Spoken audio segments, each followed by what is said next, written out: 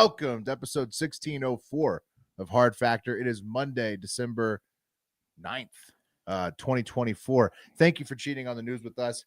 80-ish% accuracy guaranteed on this podcast. Patreon.com/Hard Factor if you need more Hard Factor, which you might, and you can join the Discord server. It's fun in there. You're gonna need it. Yeah, especially the holiday season. You're gonna need it. Road trips home to see the family. Road trips back. I mean, it's just flight travel. Nothing better. Yeah. Nothing better. Yeah.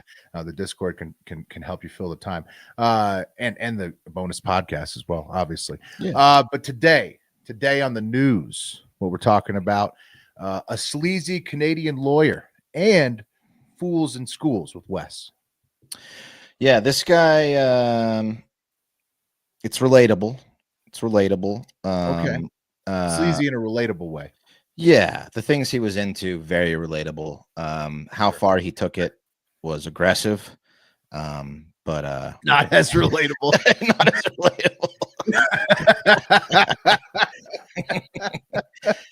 Yeah.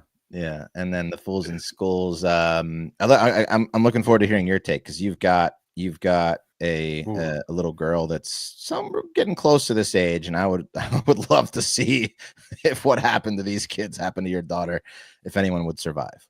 I don't think. Oh man, I mean, young kids. That's a tough area. So yeah. I could see there being like potential for fireworks there. Speaking of fireworks, I've got the fall of the Syrian government, pretty big one over the weekend, and some other potentially good news for you. So. I'll admit, I always thought Damascus was somewhere in Greece up until this weekend. No, it's the capital of Syria. I just found that out as well. I don't know why I thought Damascus was in Greece. I think it just sounds Greek, but I was like, Syria? What? Right, it does. It has a Greek sound. Damascus, it has definitely a Greek sound to it. But it's Syria's capital. Their second biggest city, Aleppo. Of course, you remember, Wes. Was it the Hillary and Trump debates where Aleppo was the? It was like, you don't even know Aleppo. I know everything about Aleppo. Aleppo's their second biggest city. Yeah, and so you got Damascus, you got Aleppo, you got all of Syria there, and then we'll talk about it. Lot going on over Great place. Syria. Great place over there, Syria. I think it's got like awesome beaches right next to Lebanon. I think like their area on the Mediterranean might be really pretty. There are pretty parts, but don't want to go there ever in my life. No thanks. Well, maybe you might though, because I wanted to go to Damascus, but not anymore. Well, Damascus it's got new management. It's under new management now. Right. So okay, maybe they'll turn it around under new management. Damascus. Yeah, they should put a sign. Potential. They should put a sign. When I was researching this story, Wes, I'll tell you what, I don't think a lot of people have faith in the potential that it's going to be great this next run for Damascus, but maybe it will be. Who knows? It's going to be Assad free though. Do you want to just get into that one, or do we any other stuff? Any other housekeeping items we need to address here? No, I'm just thinking about the under new management signs that you see sometimes, and like what that entails. Like what you think. Yeah. You think like, I'm ready for some fuck ups here, right? Yeah. Like I get it. They're new on the job, right? They're learning on the fly. That's what that tells me. But does that mean also that the place was just it must mean the place was shit before, but why was it shit before? They inherited a shithole. It only happens at like a completely horrible establishment where you put up that sign. It's like if you failed the health code before, which Assad probably kind of did as like a president. I think people want to go after him in like the international courts for all of his torture and war crimes and whatnot. It's like, this would be like an under new management situation. It's like we used to not pass the tests of not torturing people, but now maybe. There was a nail salon around where I used to live that had a under new management sign up for probably about 6 months, and it was just I think that it was just working for them because it was huge and it was bigger than their actual sign of their nail salon. So on new management, it was an getter, and it got my attention. So I think they were like, let's just keep this fucker up. see, it's rolling. Let's keep this new management thing rolling. I mean, yeah. It's like when you were a waiter. When I was a waiter, I kept the I would tell people I was a new server up until like 3 months, and just in case I fucked up, Of course. Yeah. Well, it's always best to keep yourself claiming to be brand new, right? Because like the longer you do it, it's just like stay in college as long as you can, right? Because like as long as you're brand new, you're a rookie, right. Like you can make mistakes. It's okay. Yeah. So the longer you can be in there, that's the best for you, right? So maybe the new Syrian government, they'll have a nice long like under new management window. People will be, I don't know what they do with give them some business. Maybe I don't know. Yeah.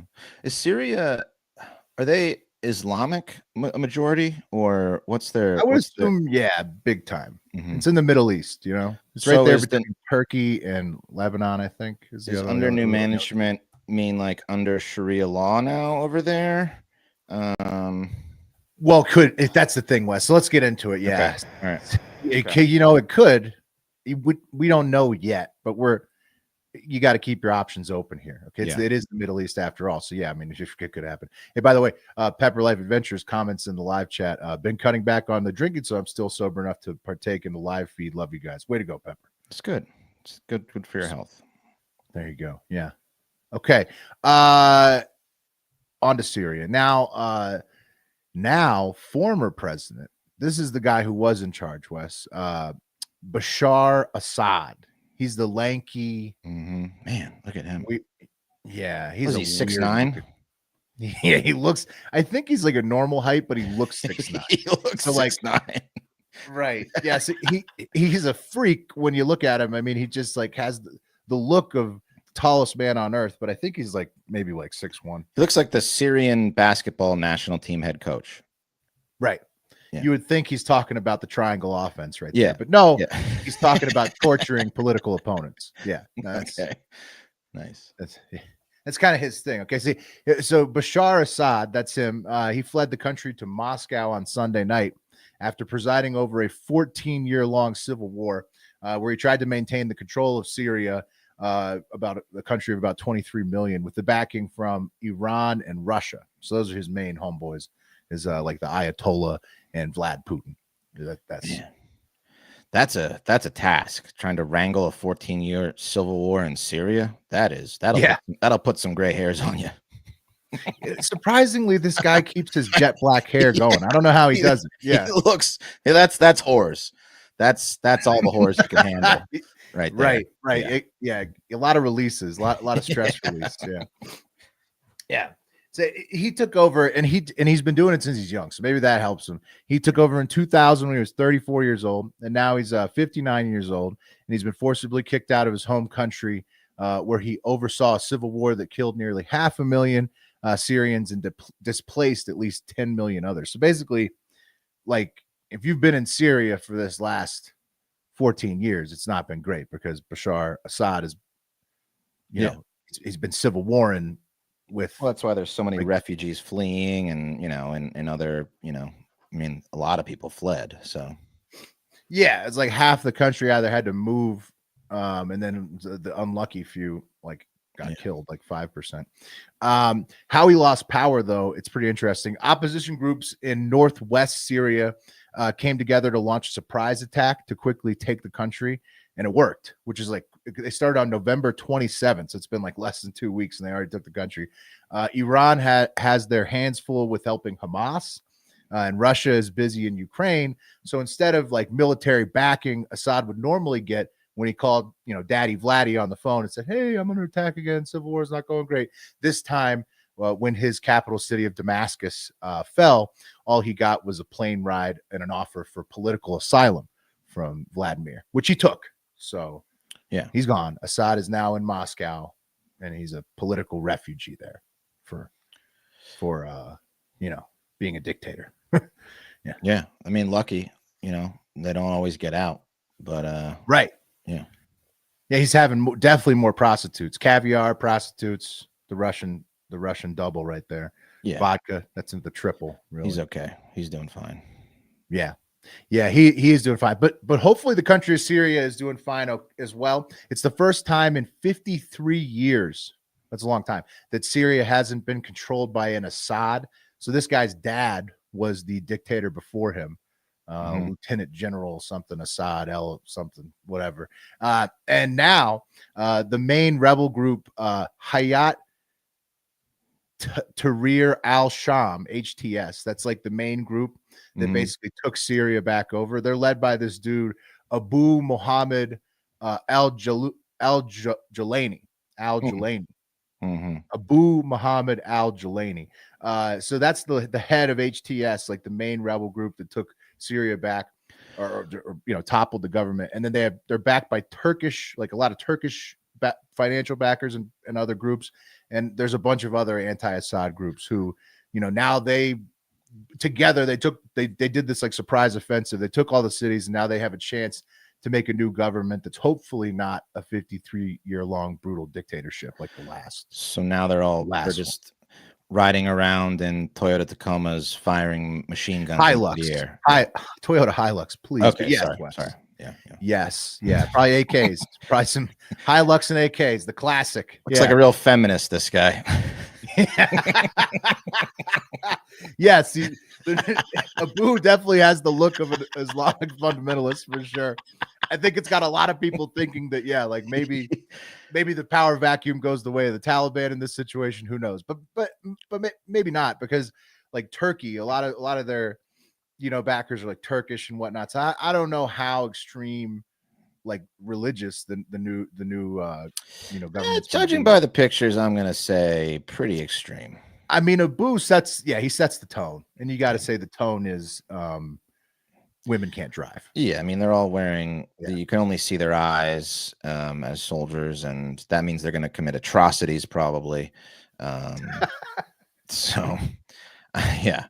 I don't know if it's going to be any better. I mean, during the Civil War, it was to hide their identity, from the current government. So hopefully that was just it. And but right, it's you got to consider the region and all this stuff, and power vacuums don't always end well. So he says his goal is to liberate Syria from the oppressive regime. So not sure if he just wants to liberate and then install a new one. Yeah, it's done though. He's accomplished his goal. So so that's, I think people are a little confused, like, hey, what's the next direction, Syria? And I think our government's like, hey, you need to be a democracy, blah blah blah. And who knows what happens, right? We're not. I mean, Syria is in control now. Abu's in control. Yeah, they've got the military doing like some. Basically, they have like a curfew, right? Everybody's out in the streets celebrating. In Europe, they're celebrating. They're celebrating absolutely. Because they think the Syrians will go home. Potentially, Assad is gone, so they can go back home. Yeah, I think that's why Europe's celebrating. Yeah, especially Germany. Yeah, they were very happy. Yeah, get them out of here. Yeah, so many Syrians. You can go home now. So they can maybe go home. We'll see. I mean, the new government, it's still like a lot in flux, obviously, because we're recording it, like a few hours after the former president fled. Right. But I mean, I'd say it's good. Like, would you rather you're going to have a dictator every day all the time, or the chaos of like potentially no government, but at least no dictator still in charge, who's like fucking you up and torturing family members? Well, look, I mean, I think our own election kind of proved that people like when things get shaken up and they like change. So, when shit's not going great, the alternative is sometimes always better. That's what the Syrians are thinking right here, Wes. And that's what they went with. Funny enough, you should mention our election because it was the same thing that got Assad that's getting everybody else right now, and that's sinking living conditions. Okay, in Syria, nobody in the army wanted to fight for Assad, so his country basically fell in less than 2 weeks to a united group of rebel forces. So it's not, it's a worldwide issue. The declining quality of life for people is just making it so that people in power are very susceptible. To makes sense. Reactions from the general public. Makes sense. Yeah. Well, I hope the Muhammad Abadu woman hater turns things around. Maybe he doesn't hate women. Maybe he's a good guy.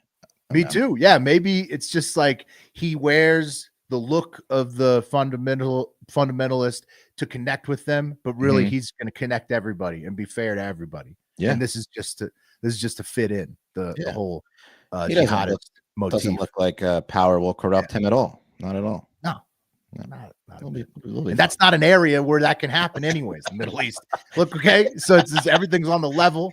There's nothing. Things are going real great over there.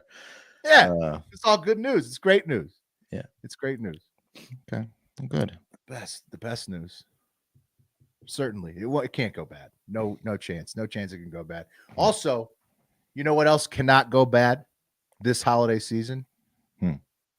Wearing Chubbies to whatever you want to do. Okay, whatever get together you have to do this holidays, whether it's with new family members, you're trying to make an impression on anybody at the holiday parties. Chubbies.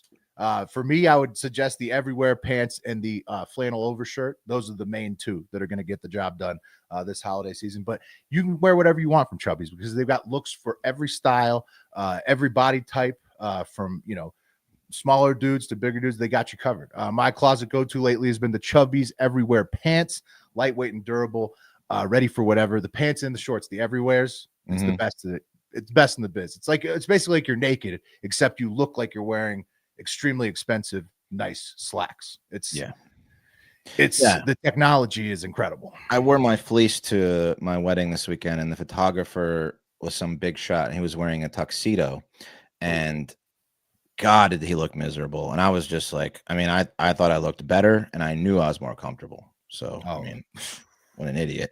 It's like infinitely more comfortable in that flannel overshirt. Like I was saying, and not only do the everywhere pants and shorts get it done below the included drawstring belt, the flannel overshirt simply cannot be beat, even by a tuxedo, when it comes to wintertime everyday wear.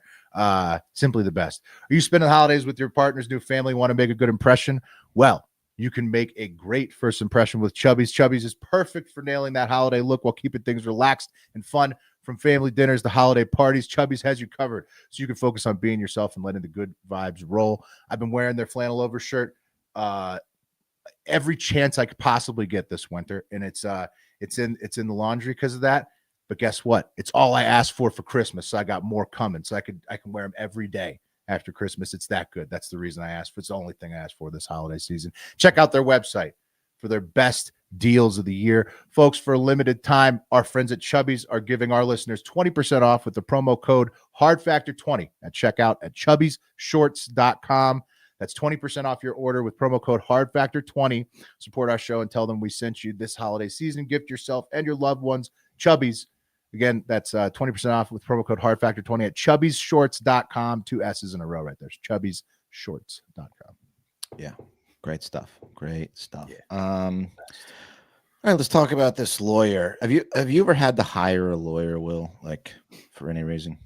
No, thankfully, haven't had to do that. You are lucky. Very. They are. If you've, like me, I've had to hire a couple lawyers going through some custody bullshit, child support stuff, TMI. Yeah. But what they do is they talk you into thinking that they're the best lawyer in the world. Of course. And then they make you put down a retainer.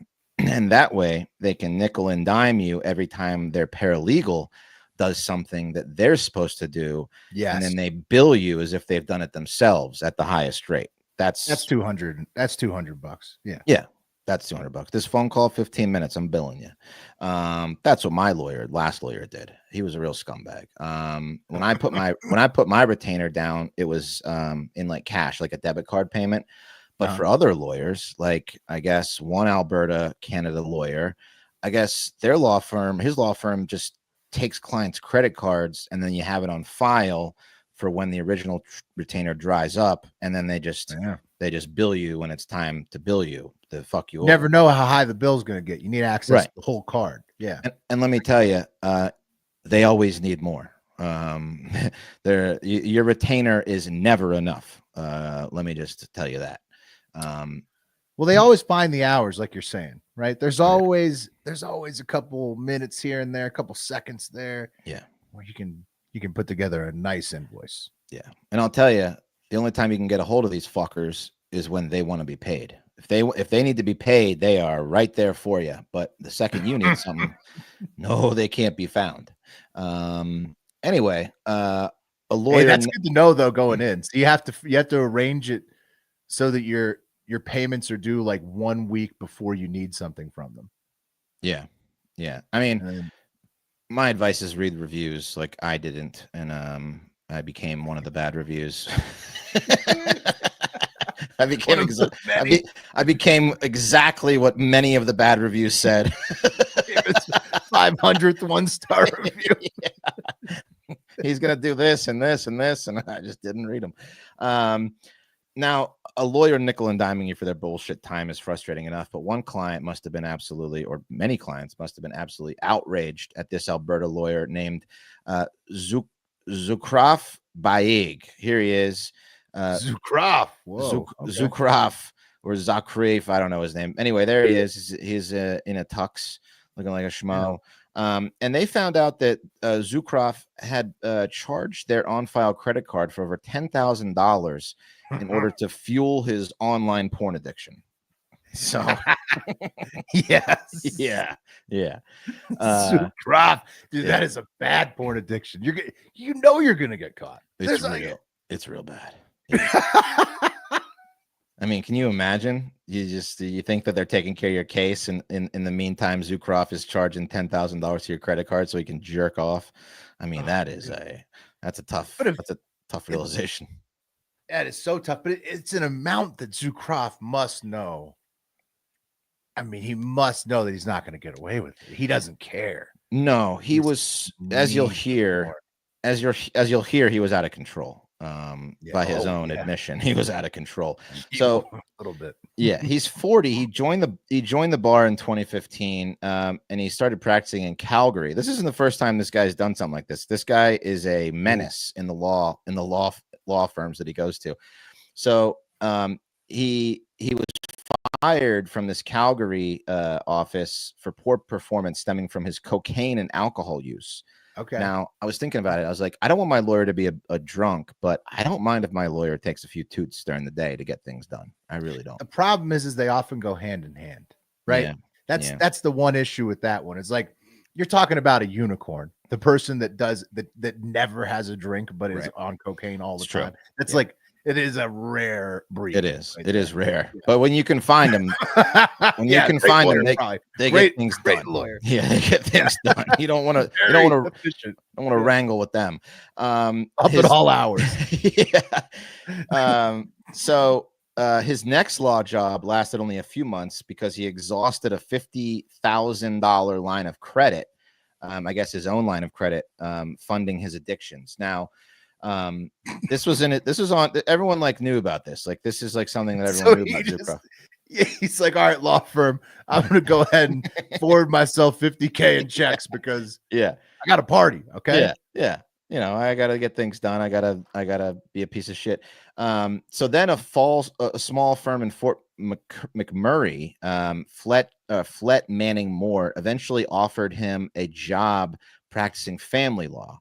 And he and his wife moved there in 2019. And while at this new law firm, Zukraf accessed client credit card information on at least 60 occasions from 2020 and 2021 to pay for online sexting services. So 24 payments were successfully processed. And the transaction ranged from $100 to $1,800.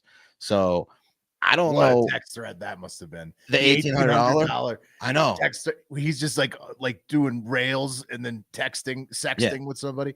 That's like an all-night text. Probably? Yeah. Wow. Yeah. I don't know. I would love to see those texts for $1,800. Yes. you got Zukraf on the hook if you got him for $1,800. You're real good at what you're doing. So he also admitted to altering a check his firm issued to a third-party vendor and depositing the money into his own personal bank account. And the best thing about Zukraf is that he blames his wife for everything. Because she's not. I mean, she's not giving him what he needs. Exactly. Well, and so she knows who Zukraf is, and he said that he took the money because his wife took control of the family finances. How could because because she didn't want them to be homeless because he was going to snort it all through his nose, right? Sure. Or And that's jerk just off. unacceptable. So I mean, of course. Yeah. So he's like, what am I people. supposed to do? What am I supposed to do? My wife isn't allowing me to do cocaine or have this porn addiction. So now I got to steal from my clients. Your Honor, put yourself in my shoes. Yeah. Yeah. So in the hearing, he admitted that in 2020, he was regularly using cocaine, hiring whores, and watching porn in his employer's office late at night. And one time police. So he would just stay at the office and order hookers so that he wouldn't get caught at home. Well, yeah. Well, your wife isn't at the office. So he's like, he said he was working late, What a but psycho. he was just blowing lines and fucking whores. In his desk. Yeah.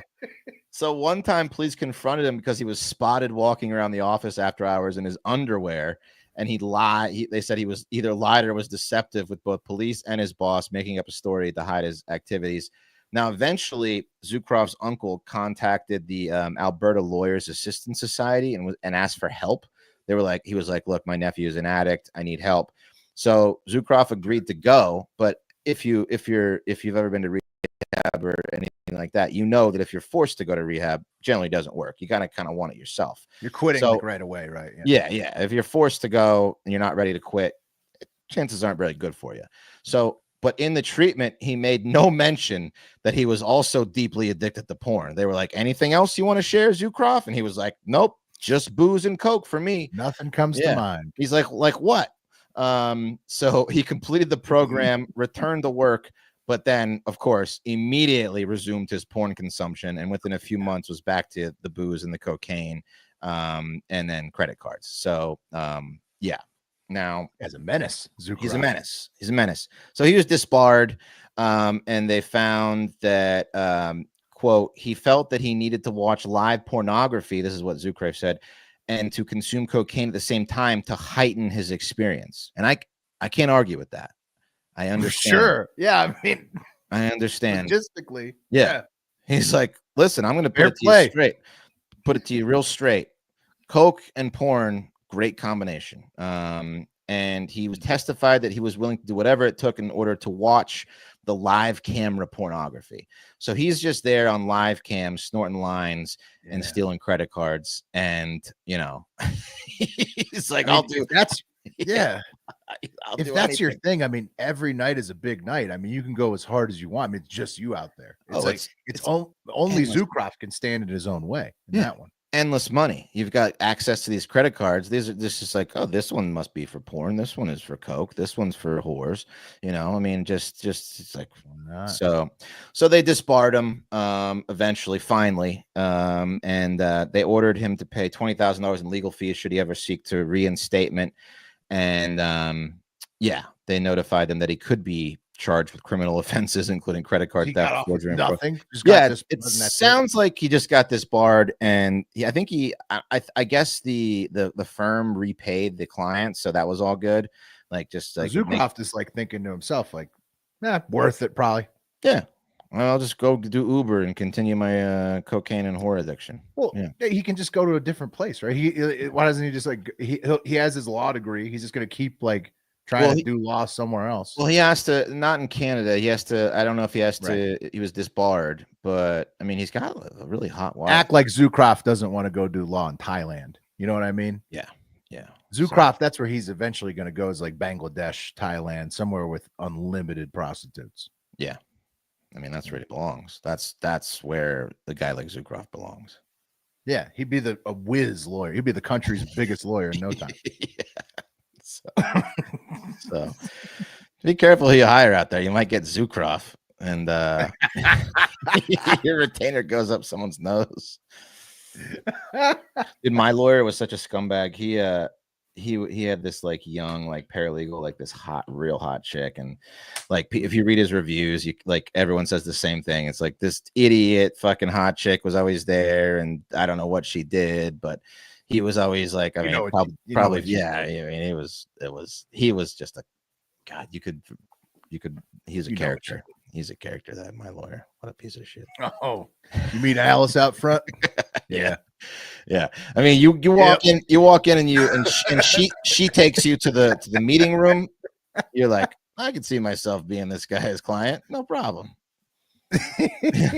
Is she going to be around? Yeah. She's the hook. Yeah. She's a hook. She's a vital cog to that operation. Yeah. Can I get you some water? Yeah, you can actually. I need some water right now looking at you, sweetheart. Yeah. And then he comes in and he puts the moves on you right when you're discombobulated from staring at his hot assistant. Yeah. You're like, wow, this guy is the man. Yeah. He had me. Brilliant. Yeah, that's how he gets all of them. And he had a giant like wooden sculpture in the middle of the table of like a bull. And I was like, that's impressive. That's an impressive sculpture. So masculine. God. I was bamboozled from the minute I walked through the door. It's a whole he's got his whole routine that he gets people with. Yeah, first you greet him with your tits out, then take him into the bull room. Big wooden oak desk. Oh man, it's crazy. Oh yeah. Anyway, that's that's Zucrest. He's got your lawyer's got like a Zucrest light. I mean, he sounds like you might want to check his phone. Yeah, he might be disbarred by now. I don't know. I threatened to call the Texas State Bar on him at one point. It takes a lot. You're gonna have to get some evidence. Yeah. All right. I didn't end the last one on like the best note about like, how like declining quality of life is like something that's fucking with sitting governments like Assad and whatnot. It's like a worldwide problem. Yeah. So that's not great. But there's some silver lining out there. Some great discoveries going on. Maybe the future won't be so shit after all. Scientists in the UK have created a diamond battery, a battery made of diamonds, powered by a small carbon-14 nuclear reaction. And Wes, this battery that I'm showing you right here, it lasts 7,500 years. Whoa. It looks like a computer chip.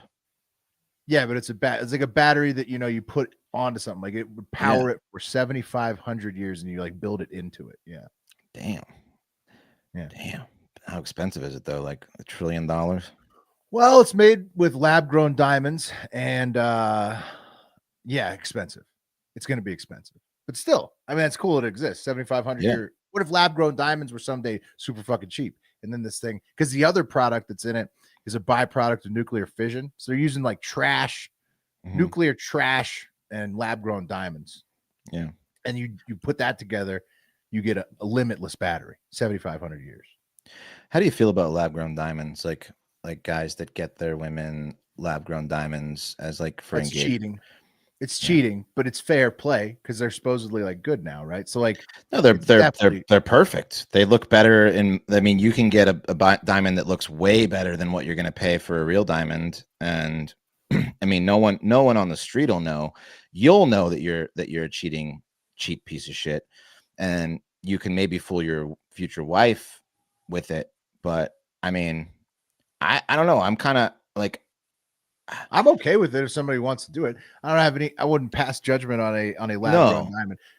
I think like if you're trying to not endanger your relationship, you should just maybe talk about that before you buy it.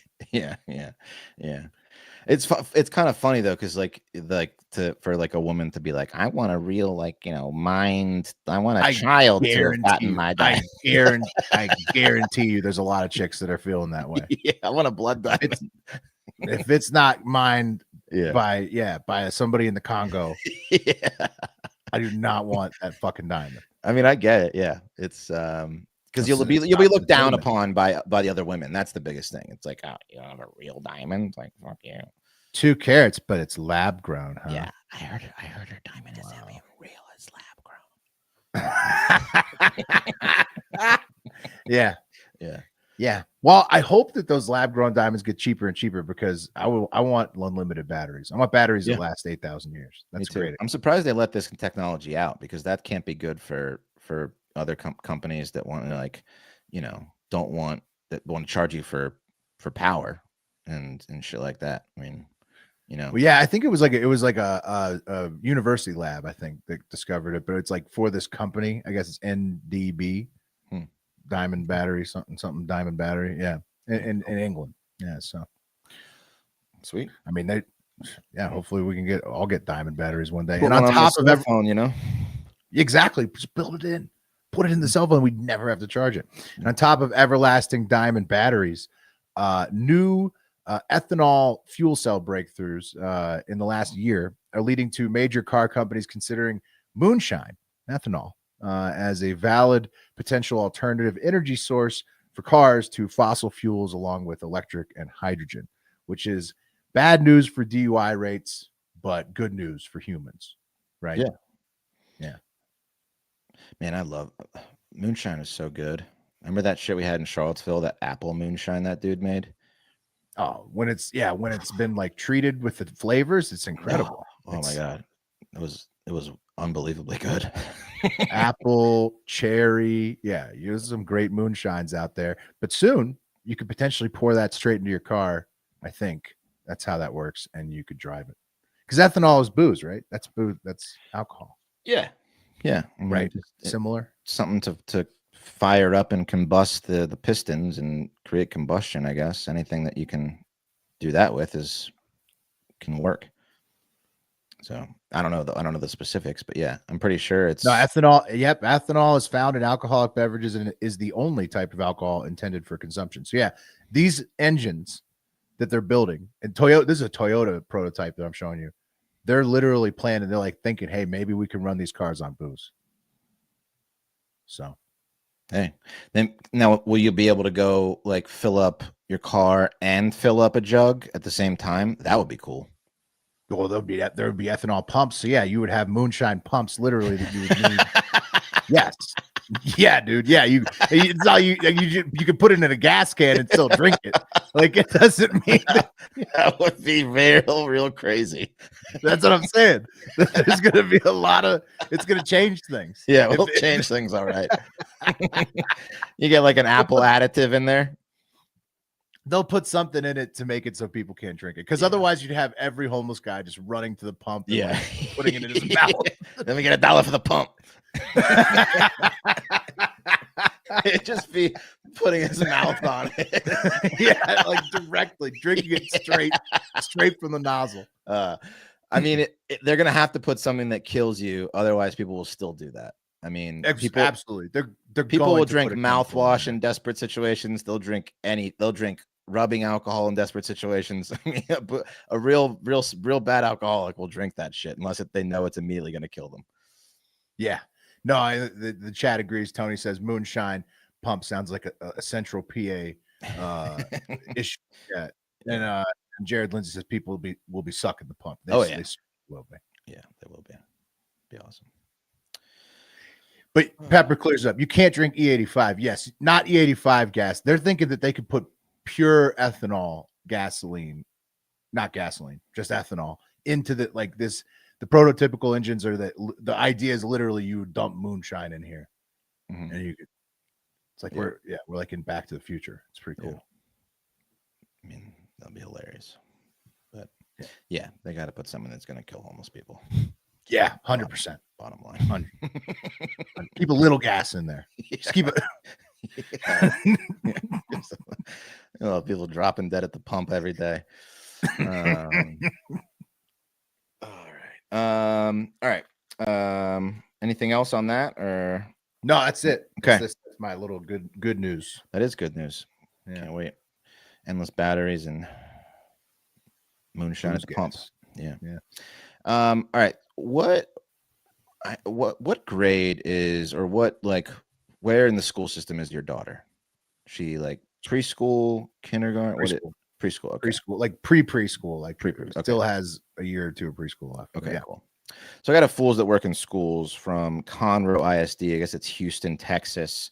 And I'm just going to let the news take it away because they just do a perfect way of telling it, and we get to hear firsthand from a child, which I always love.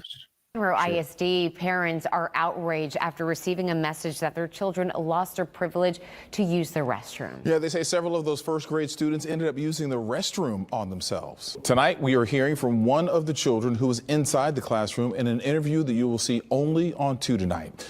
Joy Addison joins us from that elementary school in Conroe with what that child had to say. Joy. Children speak out. That Bartlett Elementary School first grade teacher, Ashley Barrera, sent the message yesterday evening, but parents say this issue didn't just start yesterday. They say it's been ongoing for weeks. Now, Amber Johnson's daughter is a student inside of that classroom. She tells us what happened. She says that her classmates were screaming and crying to go to the bathroom, and some of them even went to the restroom on themselves. Miss Barrera took it away from us, and like my friends need to go potty really bad. How long were your friends waiting to go potty? What? A long time. A long time. How many times did they ask to go to the bathroom? Probably like 10. Amber Johnson's daughter said yesterday, just after lunch, the restroom pass went missing. So Miss Barrera punished the entire class. Around 3 p.m., parents received this message from Miss Barrera. It says the class had lost their privilege to use the restroom. Their lunch is at noon, so that's about 3 hours until dismissal. So all the kids. Did any of your classmates have an accident? Yeah. Some people were crying to death to go to the bathroom. So initially we were told 2. After we, as parents got into a group and started talking more, it has come down to be there's about 6 who actually soiled themselves and had accidents. Ashley Chancey's son is also in this classroom. And their She names says her are. son's desk mate was one of those students who just couldn't wait. And I understand you weren't able to meet with us in person because you work nights, but tell me what happened with your son. So the little girl unfortunately soiled herself then and there in front of the whole class, which the class erupted in laughter as kids that are 7 do, and the little girl was just absolutely mortified and humiliated. And my son was just accounting that there was urine on the seat, there was urine all over the little girl, there was urine, a puddle of urine under the chair, and that nobody came to help and nobody came to clean it up for the remainder of the day. Johnson says she is outraged. Inhumane to not allow somebody to relieve themselves of a bodily function that everybody has. Important. It can develop a series of different health issues, UTIs, bladder infections in boys and girls. They're just outraged. We're all outraged. We want something done.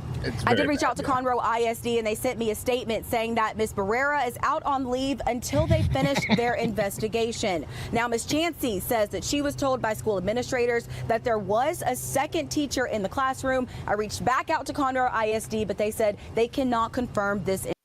So 2 teachers were like, yeah, we'll just let them piss and shit themselves, and this will be fine.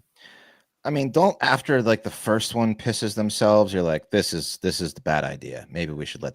Like even when it's about to happen. Yeah, like you're probably like, oh shit, I've really fucked up here. I probably need to rethink this. Yeah, and then to go through with it, where 6 kids piss and shit themselves. Yeah.